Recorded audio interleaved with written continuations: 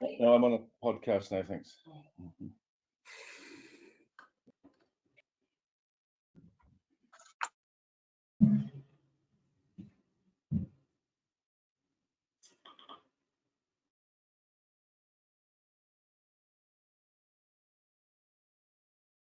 That's us. So hi everybody. I'd like to welcome everyone back to part 3 in our webinar series. So this is on rapid-acting antidepressants from ketamine to psychedelics. This is run in partnership between Transformation, which are a preclinical CRO, and the British Pharmacological Society. As I mentioned, this is the third part in a 3-part webinar series. So this one is focusing on psychedelics in the clinic. And for anyone who hasn't joined before, the format is quite an informal. I'll pose questions and discussion points to our panelists, and hopefully we can get a nice conversation going. And of course, everyone is welcome to please submit questions into the question box, and we'll try to address as many as we can towards the end.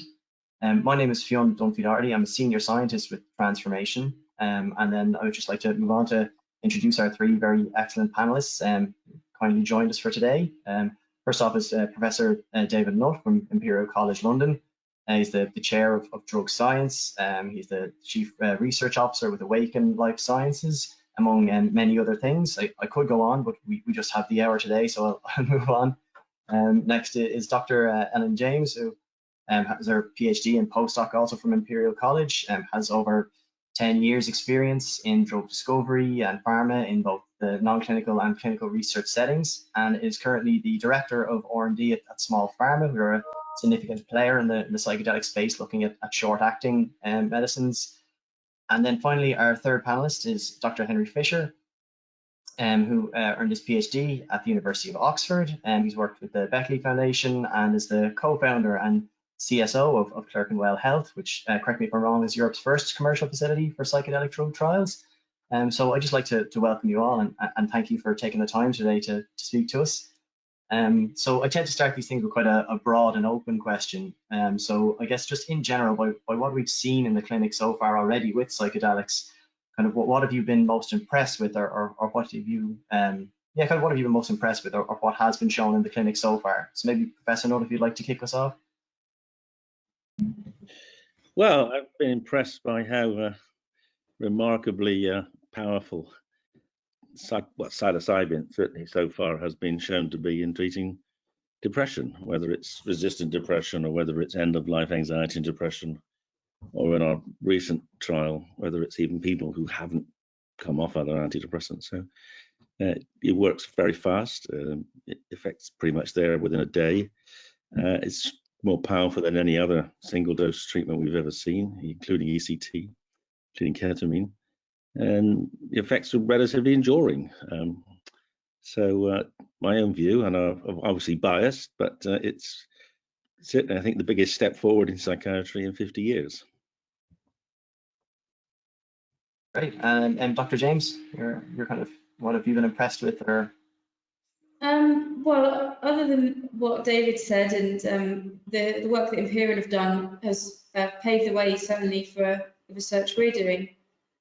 We recently completed our phase 1 part of our phase 1/2A trial, and we did it with psychedelic naive healthy volunteers, and they had a single dose of DMT coupled with psychotherapy. And we showed that it was very safe and well tolerated. And I think that's really crucial and exciting for the whole field to demonstrate that these compounds can be given to psychedelic naive people. There's an impression that they're very intense and very powerful, but done in the right way, they can be safe and well tolerated, and that's the great first step. And Dr. Fisher? Cheers. Yeah, just to build on Ellen and Dave's points, I suppose the thing that's most impressive so far has been the safety profile. And we're still at a relatively early stage in terms of clinical development with this sector. So the results so far have been very exciting, but they need to be replicated in much larger trials, obviously, to get to that point of market approval. So really, it sort of remains to be seen a little bit whether those exciting results will still be kind of carried forwards. I suppose the other area that's most exciting is in kind of end of life care and their potential there. That's a specific area where it'd be really exciting to see more of these results. I guess kind of the next logical step then to ask you is about kind of moving forward, or maybe currently in the pipeline or further down the pipeline. What are you kind of most excited to see next? Dr. James, maybe if you'd like to take that first. What's coming next? My light's just gone off in this room. I'm just going to stand up to. So we, what people are focusing on TRD and mood disorder type treatments, which I think is the right place to start, and that's where a lot of the early evidence has been gathered, and where research is building. But I guess what's exciting are other conditions in that umbrella, so addiction, eating disorders, I think would be really interesting. And then after that, neurological conditions, taking advantage of the potential neuroplasticity properties of psychedelics. And Dr. Fisher, maybe if you'd like to jump in next, is there anything that you're looking forward to? Yeah, absolutely. So I think the one thing that I'm most excited about, just because we've seen the early stage results from psilocybin and DMT and kind of a number of other compounds, but the 5-MeO-DMT trials, which are still at kind of phase 1 stage at the moment, I think will be quite exciting, because that compound has a slightly different, at least a subjective effect, and whether that translates into different clinical effects will be really quite exciting to see. And I think the other aspect is looking to see some of these larger, later scale trials kick off in earnest, and see much larger patient numbers go through and see what happens then. That's going to be really exciting. Professor Nook? Yeah, so I think the interesting question, apart from the alternative drugs, and obviously there are companies doing LSD, there are companies aborting the duration of LSD with antagonists, there are companies that are making analogs of psilocybin. So it will be some time to come along because of the safety testing they have to do. I think there are two key questions in my mind. The first is, how can we define what disorders are likely to respond? Our current thinking is that these drugs work on what we call internalizing disorders. So these are disorders where, such as depression, such as addiction, such as anorexia, such as OCD, where people get locked into a thinking process which is about themselves, and they're kind of turning their thoughts on themselves. So that's our supposition, is that psychedelics will preferentially work on those by disrupting those thinking processes.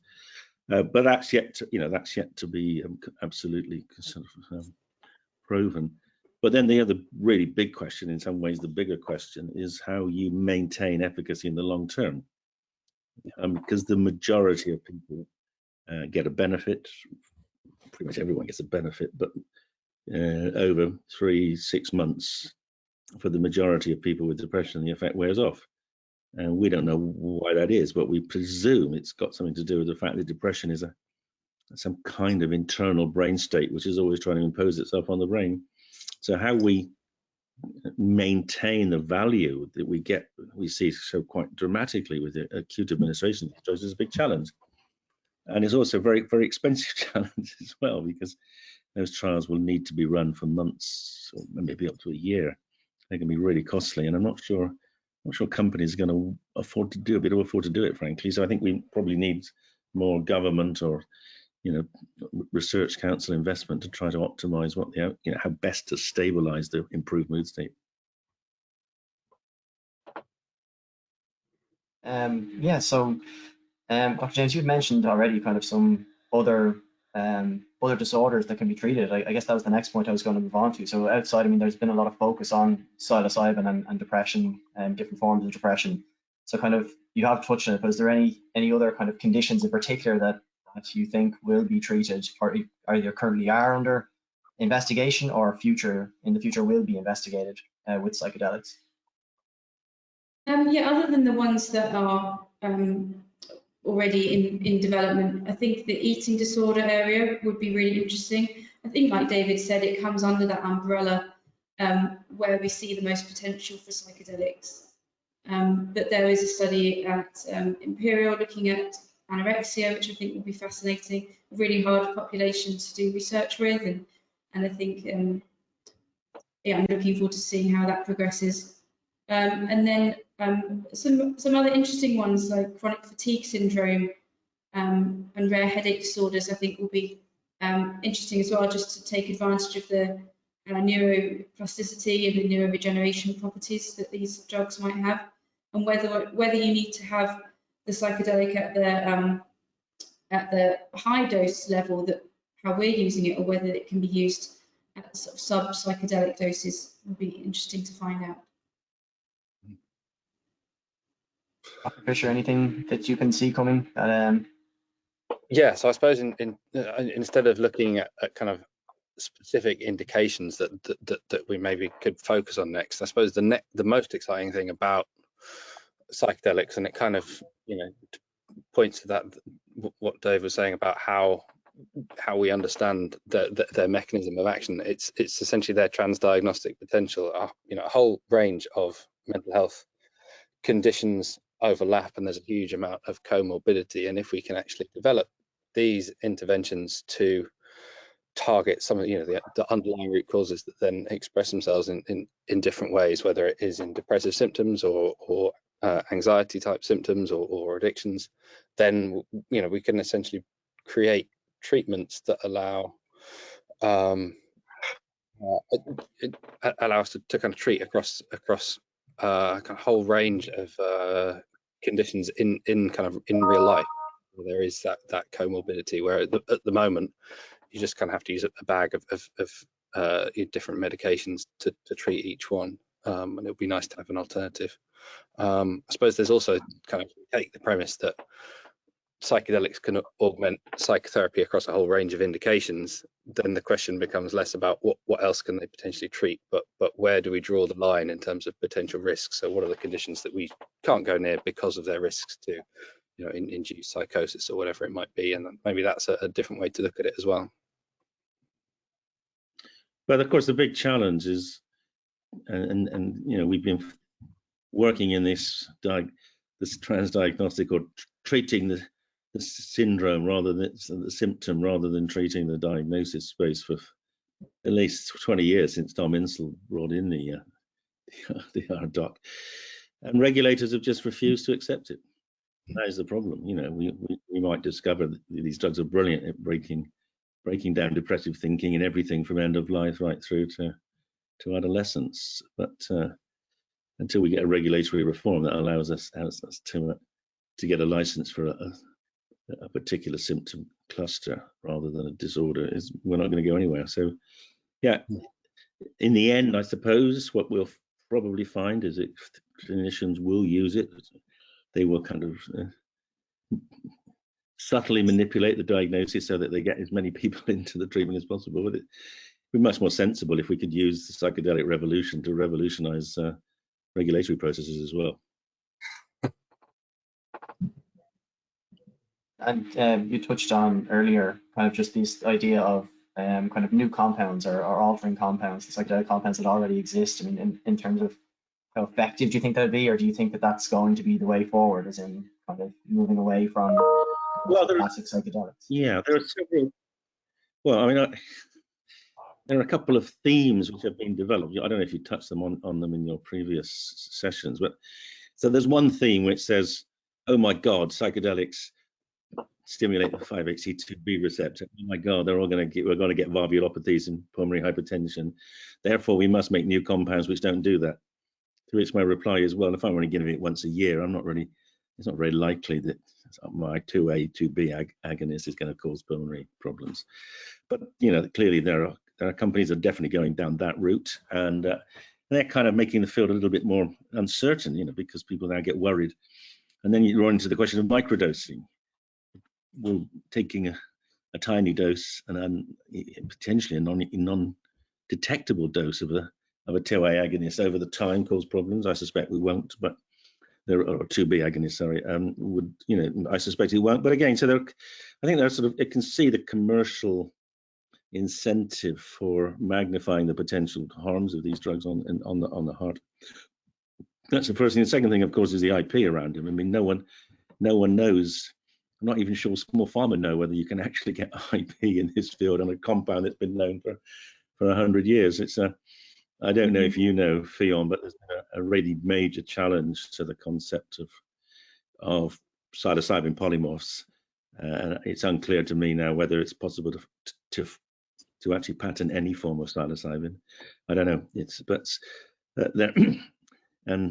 So people are looking to kind of modify the molecule. It's obviously not.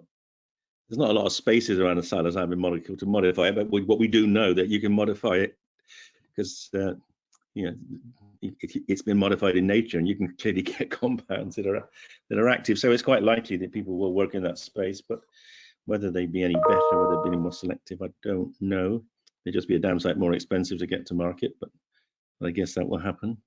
And then you've got this whole question of, should we just make plastogens? Should we just make plastogens that don't cause a psychedelic effect, but do have antidepressant effects in mice? And that's what Olson's group, and that's what Brian Roth's, he's got $29 million from defense establishment in the States to try to cure veterans of their trauma without giving them a trip. And kind of, anyway, it seems it's a lot of money to get rid of a problem that isn't really a problem, but he might succeed. But what I'm yet to be sure of is whether a plastogen will actually work remotely like a psychedelic. It might be you just have to take them every day. So, you might be going back to the old model. And I'd be interested to know whether they would even work by themselves, or whether they do it in mice, whether they would actually facilitate psychotherapy, which would seem a more plausible way forward. I'd be very surprised if they did the powerful disrupting of ongoing negative thinking that we've shown to be the effect of psychedelics and depression. It's almost instantaneous fragmentation of the pathology. So yeah, there's a lot to learn still. Yeah. Dr. James, is there any comments regarding kind of these new compounds or new altering molecules? I think it does have potential to offer different options, have different qualities which might suit different individuals or different conditions. We have a modified form of DMT in development to alter the duration of the psychedelic experience, and that could be helpful for some conditions. But I also think that one thing that needs to be worked on is the different types of therapy that are coupled with psychedelics. So the therapy can be adapted for different conditions rather than the psychedelic itself, and that has to be, it's not a one size fits all for the therapy side. So yeah, that's a big part of our field, just as much as the pharmacology. Dr. Fisher, anything to add to all of those points? Yeah, so I definitely second Alan's point there about there is the potential, obviously, and we have a whole load of pharmaceutical tricks to improve upon the current compounds. I don't necessarily think it's about improving on receptor binding as such, but potentially more about trying to tweak the pharmacodynamics and PK to improve, for specific patient groups, as Alan mentioned. But to some extent, it may not really depend too much on the drug itself, if actually the most important aspects of the intervention are the therapy and things like therapist rapport and how we build that entire patient experience. And there's so many other variables there where the drug is just one small part of it, where we don't have the answers yet, where we don't have the evidence yet on how to improve it for different groups of people, not even just different indications, but different subgroups within those indications. And the evidence isn't there yet. We need to run different types of therapy. We need to understand the kind of underlying psychological mechanisms about those types of therapy that might be synergistic with the psychedelics. And once we have a bit more of an understanding there, then I think we can be building more personalized patient treatment packages where the drug will just be kind of one part. Yeah, but I mean, there's complete lack of any knowledge or research as to what psychotherapy is likely to be best. Yeah, and of course the big problem, is that actually companies aren't going to do that research. I mean, much as it's nice to hear Ellen say that small pharma are, but I mean, doing comparative psychotherapy research is it's and make psychopharmacology seem easy. I don't think anyone's ever shown, ever, that different forms of psychotherapy actually work better than the others. I mean, it's just about, you can just about show they work better than no psychotherapy, but even that's sometimes questionable. So that's a hugely difficult research space. And currently what people are essentially doing what we started doing, and hoping it keeps on working, but it would need an enormous investment to find out whether other forms worked. And then it would need an even bigger investment to find out whether different kinds of people did better for other sorts. Now, you could take, of course, a pragmatic view, and you could just say, well, who cares? You've changed the brain. Any psychotherapy might work, and that might be true. And in which case, you might, maybe Henry can do this. Maybe Henry can do a trial where we give everyone a zap of a psychedelic, and then we say, what do you want? Jungian, Freudian, Kleinian, whatever. Just choose your psychotherapy, and we'll just see what comes out. But then you've got to find your therapist, and one of the biggest, I think perhaps the biggest challenge we have is we don't have enough therapists at all. I mean, most psychedelics don't appear on any clinical psychology training course, but in the UK, almost all clinical psychology is CBT driven, which is actually the one therapy that is probably not even going to work after psychedelic therapy, because most people who come into psychedelic therapy already failed on CBT and actually loathe it. But it might, I don't know. Anyway, it's a huge field, and it's not. I just don't see companies really having the resources or the expertise to get into this field. I mean, I think it's just going to be too challenging for them.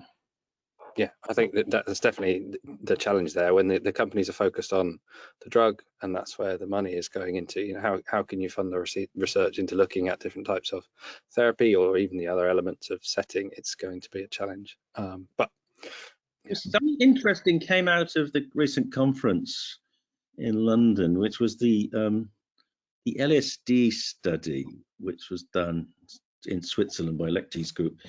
Now that was quite an interesting model. I mean, it was a pretty shit study, but in the sense that they didn't even use a proper GAD rating scale. But it was an interesting concept, because what they did was they gave LSD to people who were in therapy anyway, and that I thought was quite clever.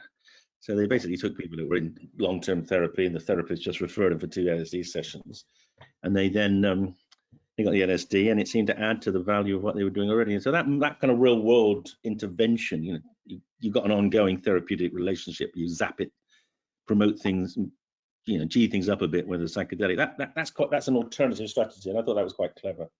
Yeah, that therapeutic alliance is one of the key predictors of success of this intervention, and it's the type of thing that typically clinical trials fail and or can't address properly, because someone will go from their regular therapist to the clinical trial therapist, where they have 2 or 3 sessions before the drug assisted session, and they can't build the same level of rapport. Great. And the next thing I was going to move on to was kind of just areas around legality and availability, both of current psychedelics and maybe even can bring in these potential new compounds, and where are we with that in terms of availability? And maybe Dr. James, if you'd like to cover this. It's the worst country in the world to do this research, because we've got the Psychoactive Substances Act, which basically by definition says anything you invent, even if it's out with the UN conventions, is illegal. Although it's still legal, it's not for research, so you can actually do research, but there is that uncertainty. And I'm interested in how that has affected you, Ellen, because you've managed to raise a lot of money despite the fact that you're working in a space which is actually disapproved of by every international government. So we have found that we've been limited in terms of the companies we can work with, limited to people who have Schedule 1 licenses. But we have found companies that have been willing to apply for a Schedule 1 license and add it to the existing Schedule 2 to 4 licenses. We haven't found it, that research has slowed or stopped because of that. Obviously, it would make it give us more choice and probably make it easier and slightly faster if it was already in Schedule 2, which I do believe all these substances should be in. Plenty of more harmful things are in Schedule 2 rather than Schedule 1. And like you say, the Psychoactive Substances Act, a couple of the things we're working with and others fall within that rather than the scheduled substances. And that does make it much easier because the Home Office is nothing to do with it, and we've checked with them and they agree that they don't have jurisdiction over substances in the Psychoactive Substances Act. So yeah, that does really help actually. And of course, none of that changes their legal status for recreational use. Richard, anything to add? Or is that me? Yeah, sorry. So I suppose that kind of rescheduling is one aspect, but to some extent, when a company, builds enough data to reach market authorization and gets a product approved, that will to some extent sidestep that argument about whether rescheduling is helpful or not. And obviously, there's companies like Compass that are a good amount of the way there already. But we've already seen this happen in cannabis, where companies like GW Pharma got a cannabis-based medicinal product approved, and it was made Schedule 2 and then Schedule 4, whilst cannabis remained Schedule 1, and then they had to create an entirely new paradigm for medical cannabis medicinal products, cannabis products more broadly. So yeah, in terms of the current legality of psychedelics for non-medical use, I don't see that impacting how kind of medical access will progress. I think more challenging aspect for the industry to address is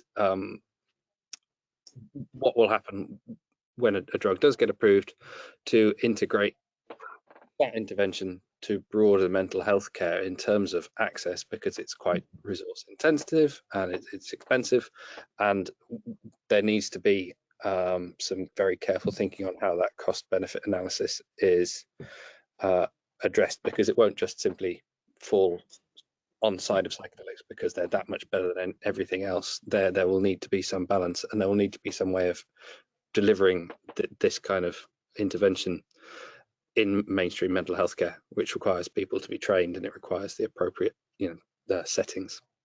I don't think that's been answered by a lot of people in the industry yet. Yeah, it's an interesting question, Henry. I mean, you've got your own therapy rooms. We've got Awaken have got their therapy rooms. It might be that actually this ends up being a parallel process. It may be the NHS becomes something of an irrelevancy in the same way as it doesn't actually do any hernia operations anymore. They're all contracted out of the private sector. It might be that the NHS buys in private expertise. So it might be we don't have to. This might be because it is pretty specialised. Certainly at least in the early days, there will be very few people who have the specialism to deal with it. So it might be that we have a rather unusual, well, not unusual for surgical interventions, but certainly for psychiatric interventions, a separate track. That might be the most efficient way of doing it. Next, I'm just going to move on to kind of just in general getting these drugs kind of through clinical trials, and just a general pitfalls and problems that maybe typical drugs getting through clinical trials fall under, and is there anyone specifically that psychedelics need to be worried about? Well, yeah, you can't give them, they don't work in people who are on 5-HT2 blockers, and a hell of a lot of the population are on olanzapine, risperidone, quetiapine, and mirtazapine, we've discovered. And a load of people are on SSRIs, which desensitizes the receptor. So there's actually quite a lot of people it's difficult to give them to. Yeah, that goes back to people on. Yeah, sorry. That goes back to the point of how do we marry this into what's being done in mainstream mental health care at the moment? How can it sit alongside people that are on long-term prescriptions for drugs that, at least currently, our understanding is that they don't fit very well alongside each other. I guess the pitfalls in terms of the research is when we're selecting patients and screening them, we're at such an early stage that we need to do quite thorough screening, and that means people don't get through screening. A lot of people fail our screening process, and we're hoping to allow that to be broader down the line. At the moment, it's quite narrow. So comorbidities, even family histories of certain conditions are exclusion criteria right now, and that's something we need to move away from, hopefully down the line. Is there any way to any of you? Is there any way to get past these kind of problems? Well, it's an interesting, the question of concurrent, you're now going to get away from having to get people off 5-HT2 receptor blockers, because the drug won't get to the receptor it's going to work at. I mean, the question of the SSRI blunting, it's still, that's still a bit of an open question. I don't know, Ellen, have you done anything in people? You've got everyone off, have you, up till now? We've always taken people off, but there have been studies trying to see if you can overcome the desensitization. Yeah, Compass yeah, have Ellen, done tell us what you've an open label study on patients and left them on their SSRIs, and they found equivalent outcomes to their psilocybin study, where people were withdrawn or not on SSRIs. And a drug-drug interaction study is the easiest way to do that, to compare people with and without SSRIs, as long as you don't find anything unsafe. If it's blunted, and those people might need a higher dose, or it might not work at all, and then they would have to be weaned off the drug before joining a study. But that would be the way I would do it. Okay, great. I guess I'll move on to kind of a general open-ended then question towards the end of where do you think this clinical psychedelic space is going to be in the next, say, 5 years from now? Where will we be? Maybe Dr. Fisher, if you'd like to jump on that one first. Yeah, so in terms of where we'll be in 5 years' time, so I suppose hopefully the thing I'd like to see most is that we'll have at least 1 or 2 compounds approved by that point. That would be a nice position to be in, and first off. But I think more broadly, we'll have a much richer pool of evidence to kind of look at, where we can then understand some of the other elements besides the drugs themselves. In terms of the variabilities, Dave's point earlier about variabilities in therapy, but setting, and even things like number of dosing sessions, things like that. Again, we're still building on a fairly small pool of data, where it's been typically kind of 1 or 2 sessions, and that's what we're comparing against at the moment. But for some conditions, some very entrenched conditions, we might want to look at longer courses of treatment and things like that. And so that's where, in 5 years' time, hopefully we will have that data to actually build that knowledge base and understand how these interventions could be used for certainly the most severe treatment groups, patient groups. Yeah, I mean, I think it's quite likely that the psilocybin will be a licensed approved medicine within 5 years. I think MDMA will probably get there sooner, and I think the principle then will, opening the door will allow it, make it much easier for other companies like small pharma to get in, because a lot of the mystique and the fear and the hostility of these drugs will be eroded by then.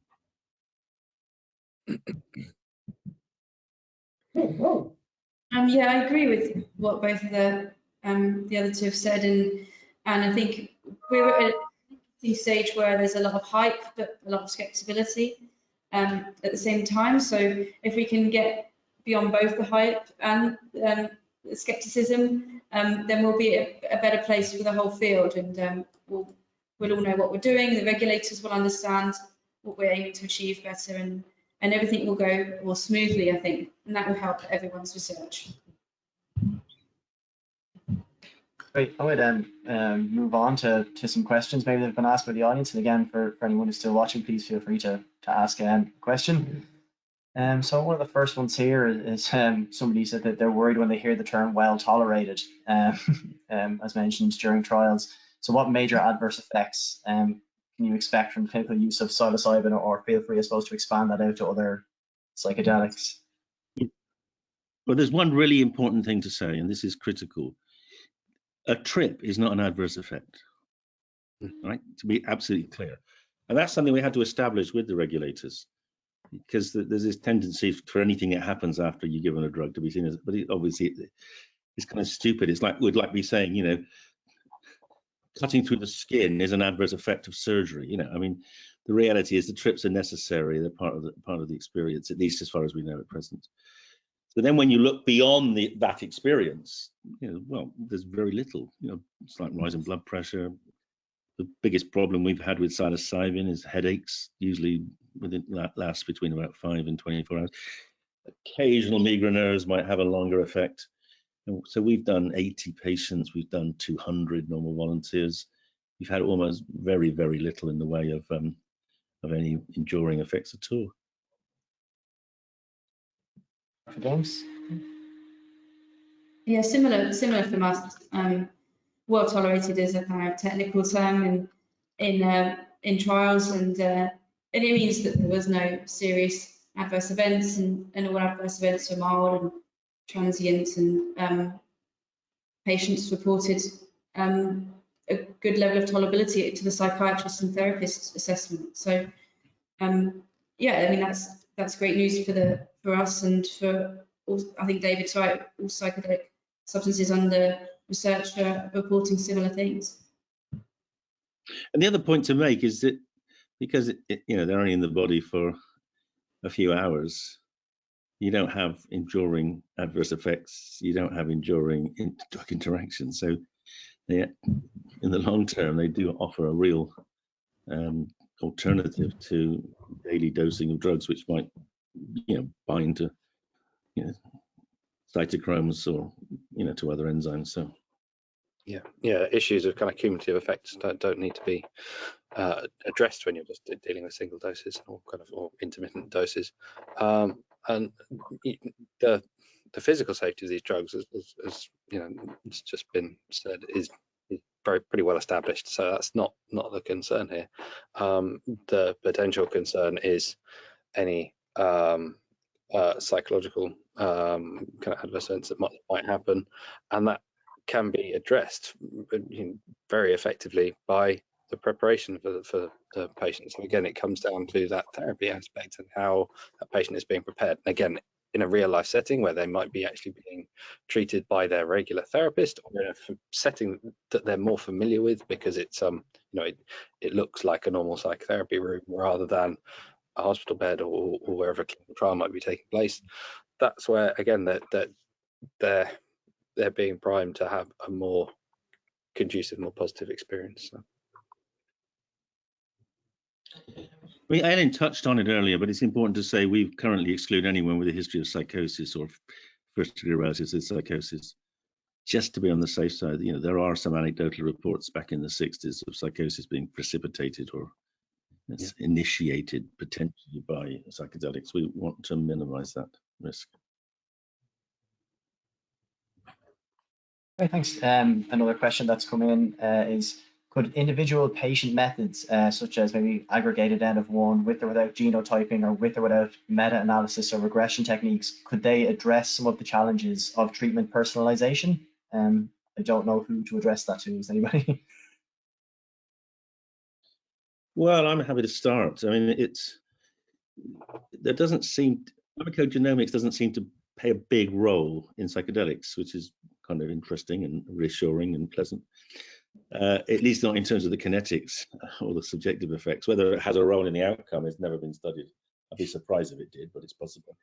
We do occasionally get people who don't seem to have a psychedelic effect, and we don't know why that is, even when we give it intravenously. So, but we haven't looked at their to see if they have a polymorphism of the 2A receptor. The polymorphisms that are known to that receptor, I don't think they wouldn't be predicted to stop people having an effect at all. So maybe there's some kind of kinetic thing in some people, but we've got no clue as to what that's due to. It probably isn't cytochrome driven. Anybody else want to jump in or address kind of personalization of treatment? Oh, I think small pharma, they've gone one step further. They squirt it into you, so there's no way you can escape, even if your stomach's not working. I think the therapy is personalised regardless, because it's a one-on-one conversation, and that's specific to what that person brings up. So that's the beauty of it, really, that you've got the therapy coupled with the psychedelic. So it's always about the patient. Yeah, I thought consistency, that that therapy needs protocolization, and similarly there's other elements of the treatment which can be protocolized as well. So a lot of clinical trials so far typically have just used a set music playlist to go alongside the therapy. But certainly, if you look at music therapy theory, there's an understanding that music programs should be tailored for different people depending on their needs. That's very hard to do in a clinical trial setting, but how that can then be adapted in the real, in real treatment where there's a protocol for how a different music program might be designed for a different person and a different need, similar to the kind of therapy protocol. That's again allows improved kind of patient centricity when you're actually dealing with this intervention. Yeah, Fionn, just maybe everyone who's listening here, if hopefully there are some, don't actually quite understand what we're talking about when we're talking about the therapy. The therapy consists of 3 phases. It consists of, once you've selected people, and that isn't trivial because you've got to obviously eliminate people with drugs that would interact or potential health problems and psychiatric problems. Then there are 3 phases. There's the phase of preparation before they have the trip. There's the trip itself, in which you have at least one therapist present, but the trip there isn't therapy during the trip. People are encouraged to have eye shades, listen to music, and they're encouraged to go wherever the drug takes them. And then there's the integration sessions, the traditional psychotherapy that occurs afterwards, usually starts the day after and then goes on, often at weekly intervals for a few weeks, sometimes with a group therapy. So there's 3 powerful elements to it, and each almost certainly has an effect. But we're not doing, just to be clear, you don't do therapy during the trip. You rely on the music and the person's own experiences to get them to where they want to be and escape from what they want to escape from. Another one's just come in here. Are there any kind of known predictors of psychedelic treatment response or anything that would indicate maybe a predictor of treatment response? Well, you mean in terms of the individual, yeah, there's a dose-related effect, that's a fact, yes. Subtherapeutic doses don't do very much. We've shown that, Comforts have shown. In terms of, can you measure something in people? Well, there's an interesting debate going on as to whether the subjective experience is important or not. So there are a couple of schools fractionating here. There's a Hopkins school which says, a mystical experience is important for the outcome. We tend to view a big effect is important for the outcome. The more you feel it, the more likely you are your brain is to change. But you can have, a lot of people have quite challenging, difficult trips. We call them bad trips, where they still do better. So there's no obvious predictor there. People are looking at EEG measures. Some people are looking at near-infrared measures. I don't think anyone's stupid enough to look at fMRI measures, because putting depressed people in a scanner and giving them psychedelics could be a bad thing to do. But so people are beginning to see if there are physiological measures that might predict outcome. I don't think we're certainly not in a position to say there's any sensible pointers yet, unless you have them, Ellen. We did include a scale called the Psychedelic Predictor Scale. Haven't actually finished looking at the results of that yet, but the idea is that you ask people how prepared they feel and where they think their mental state is at that moment before they go into the trip, and we're going to see if that is a predictor of response. Yeah, I can't tell you what the results are yet. Yeah, I don't think we have answers yet, but I know that it's an area that a lot of companies would like to know.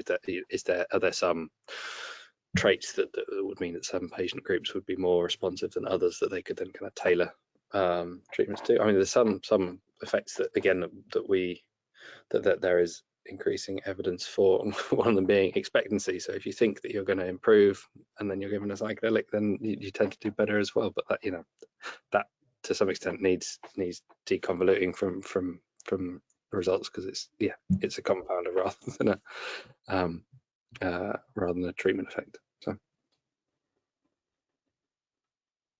yeah, I mean, there's a lot of work that people who get what they want do better generally, And one thing's for sure, we're not going to impose psychedelic therapy on people who don't want it. So that's the one absolute predictor. they don't want it, so they probably wouldn't do very well.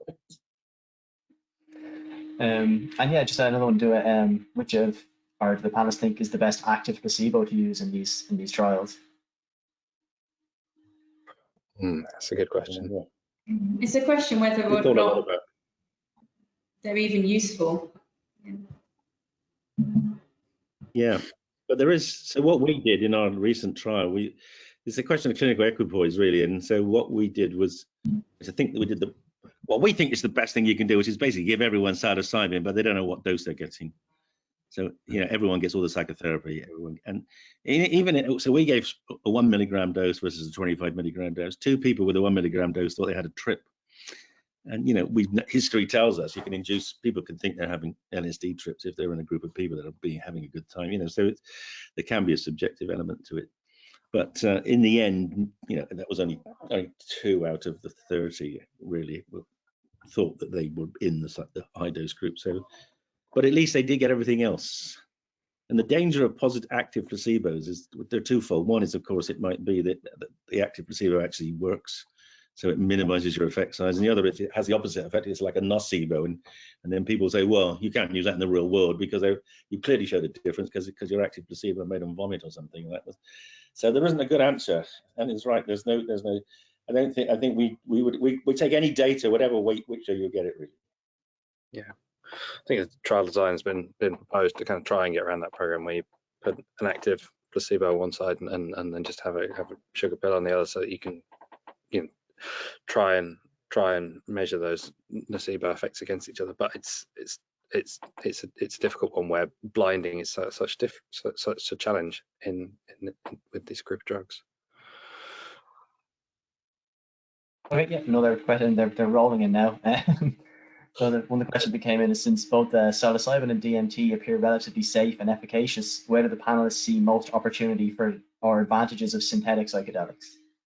And we kind of touched on this a little bit earlier, but well, selectivity, the only advantage would, to my mind, I mean, since small pharma have now cracked the kinetics of DMT by infusing it, so they can get a prolonged effect. The only advantage would be to get rid of any 2B activity. Whether you want to get rid of 1A activity is a moot point. It might actually be quite useful. It's not central to the psychedelic effect, but it might have some positive effects on mood subsequently. I don't know. What do you think, Ellen? I think being able to fine-tune the duration would be useful and exciting. You know, not everyone wants a really long experience, but it could be that a sort of midpoint would be useful. And taking an oral treatment is obviously preferable to IV for a lot of people.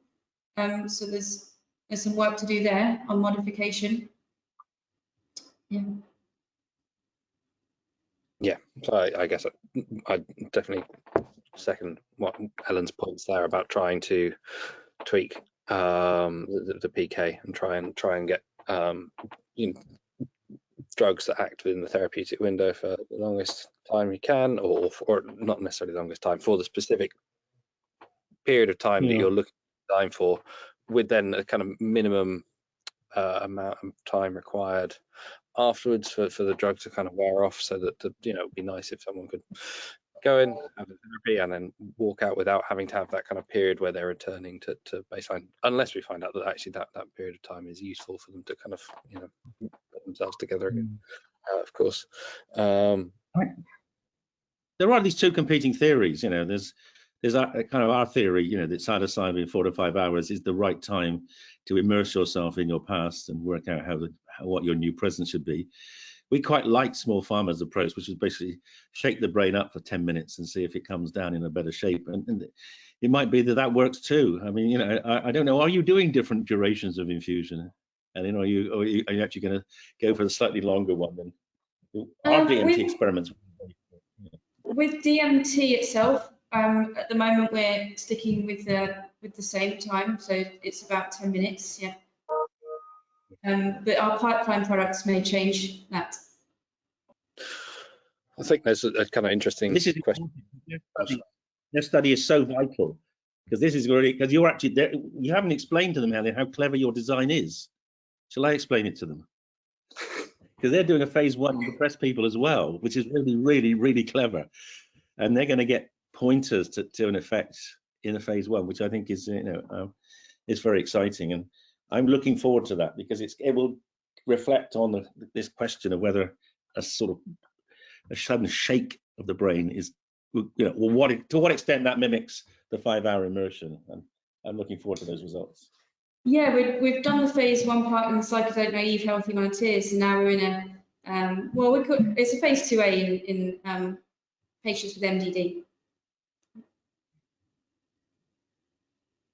Hi, Dr. Fishy. I think we're on to come in with something there a couple of minutes ago. I was just going to comment on in terms of kind of that onset period, whether it might actually be more useful for some patients for them that period to be elongated in some way, so that kind of anxiety that can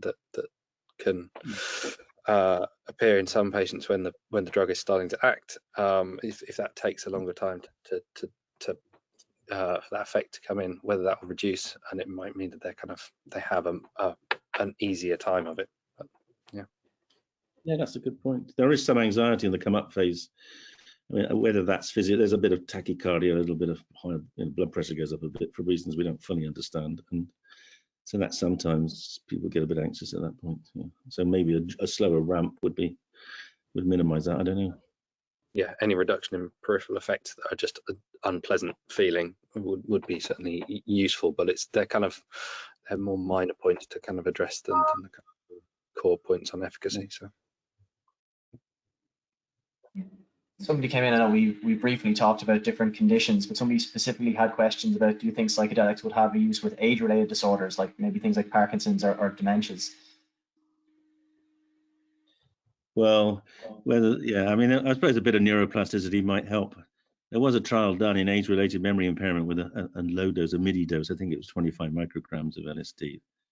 Their Lucid Corporation, and I don't think it improved their cognition, but I think it did improve their mood a bit.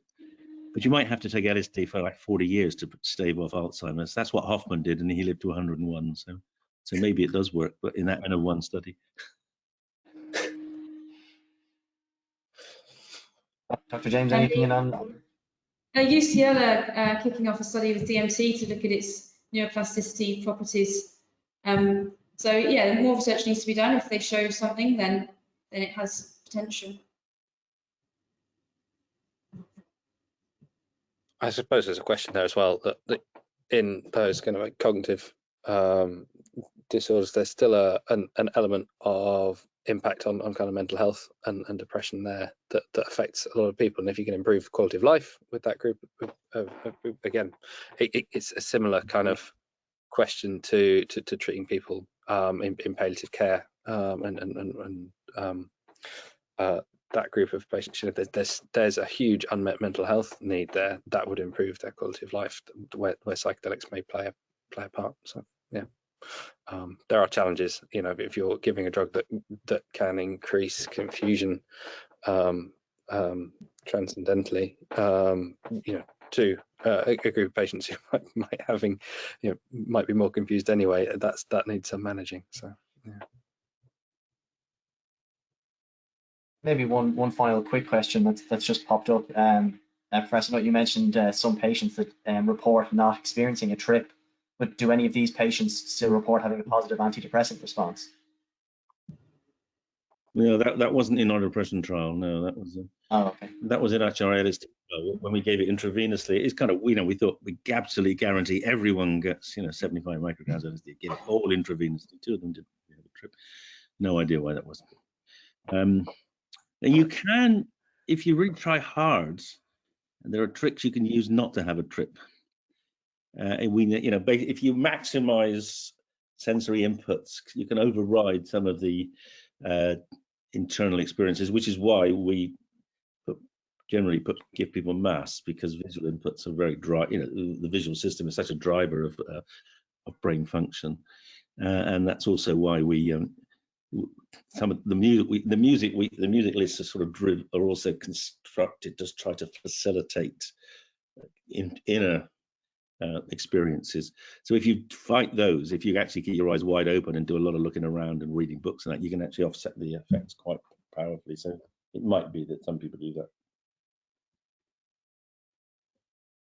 Great. Well, look, we're just coming up to time, so I think we'll probably leave it there. So I'd just like to thank the three of you again for your time. It's been excellent. Really enjoyed the discussion. I'm pretty sure they could have kept going for quite a while, but yeah, thank you all very much. Been a pleasure. Cheers. Thank you. Yeah, Brilliant. thanks.